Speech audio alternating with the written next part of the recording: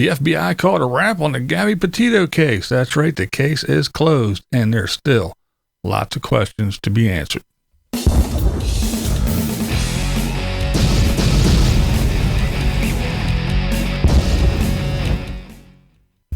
What's up, BlindViews? How's everybody doing today? That's where we're going to talk about the Gabby Petito case. I know it's been going on for a while. We haven't talked about it for a while, but I was covering it way back when it was fresh and new and as things were happening.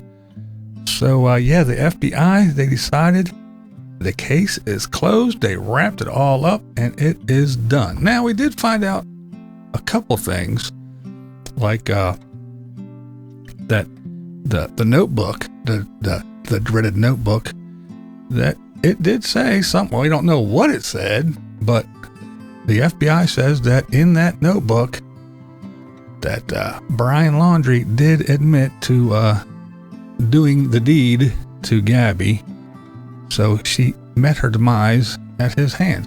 We don't know a whole lot more than that. That's pretty much the only thing that was added. I mean, it was weird. It was just a little quick little wrap up, one little report. It was not good. Of a 5-month-long investigation and a nationwide manhunt. The report that we've all been waiting for, summed up in a single page, one piece of paper. For comparison, last week, Moab Police released 99 pages of an independent investigation into the 4-hour traffic stop with Gabby and Brian. 99 pages, 4 hours. 5 months, 1 page. This Moab report had extended. And there you have it. I mean, it's just, they're not saying a whole lot of anything except it's closed. Yep. Brian did it and that's it. Not anything about if the Laundries are suspects in anything, if they knew anything, if they're going to be held liable for anything. None of that is in there. It was just pretty much nothing new, nothing that we already didn't know, that this and that. And they talked about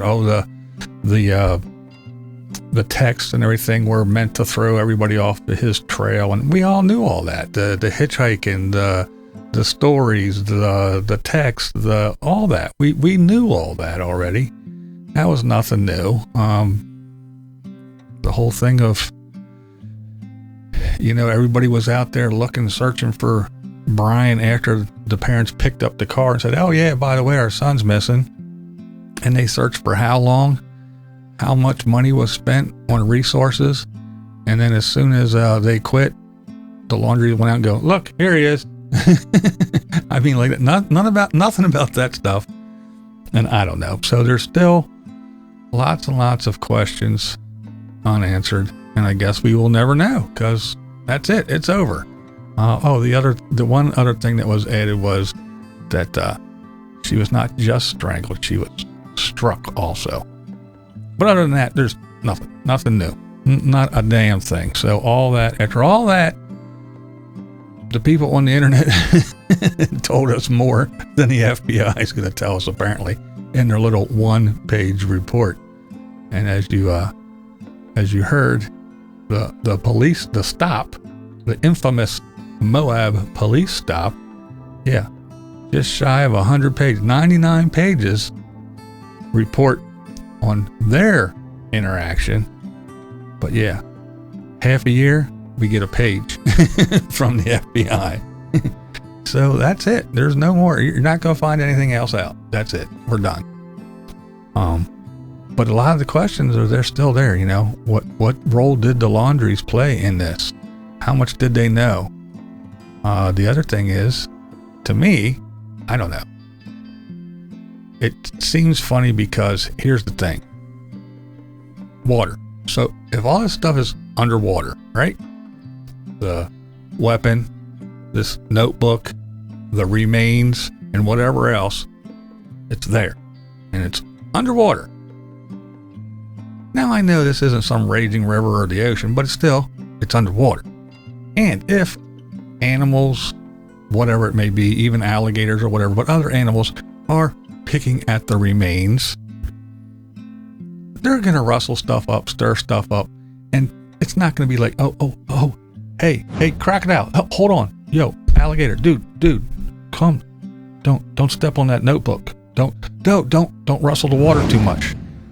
Too lightly, because you're going to disturb something. And that you might kick that weapon away, or that little notebook, all this paper, they might float away. So I'm sure the wildlife took note and said, oh, we don't want to disturb the scene.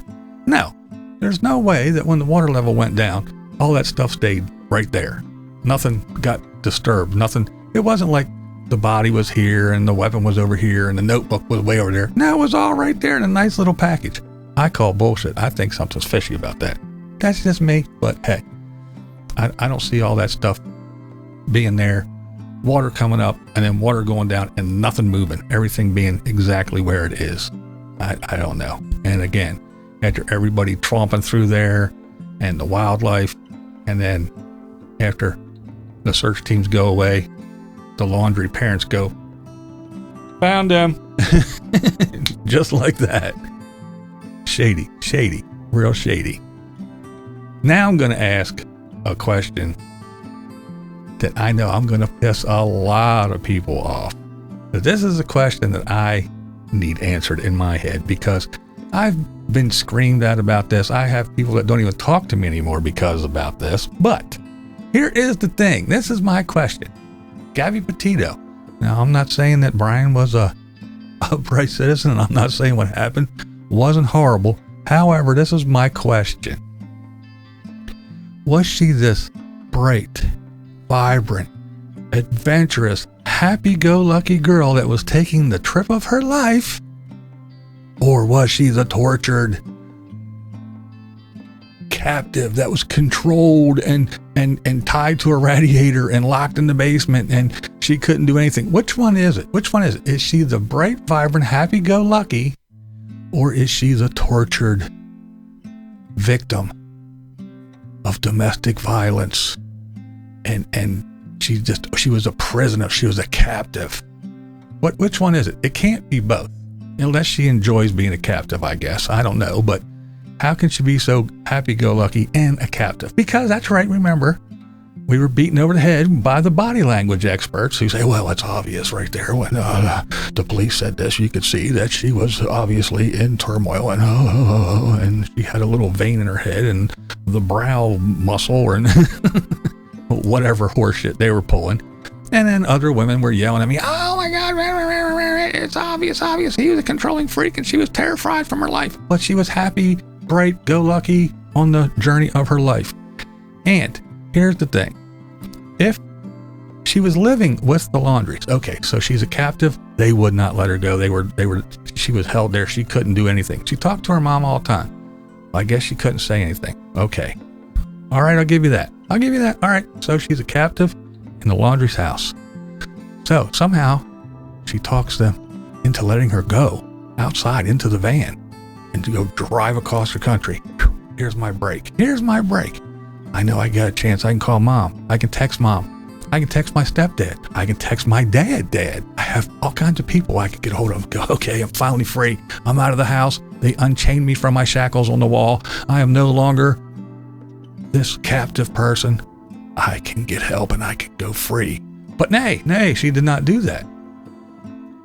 Okay, so she didn't have, because Brian was so controlling. He was there. He watched her every move. She didn't have the opportunity. Well, he got on a plane. Remember, he left and he went back to do something at the storage unit to do stuff. Was she still alive? If she was, why didn't she call for help then? Or Moab, after the police were there and they were separated. He went one way and she went her other way.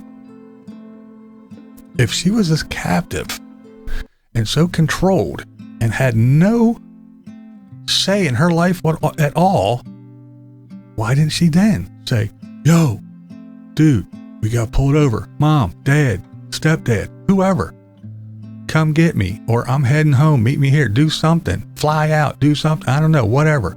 Why didn't she reach out then if she was in such peril? Like everybody was screaming at me, well, it's obvious.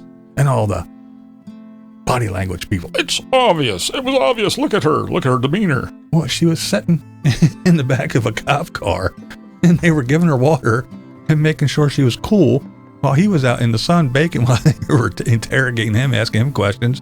And they were telling her how everything was okay. Well, you know, this and that and that. And yeah, she was upset.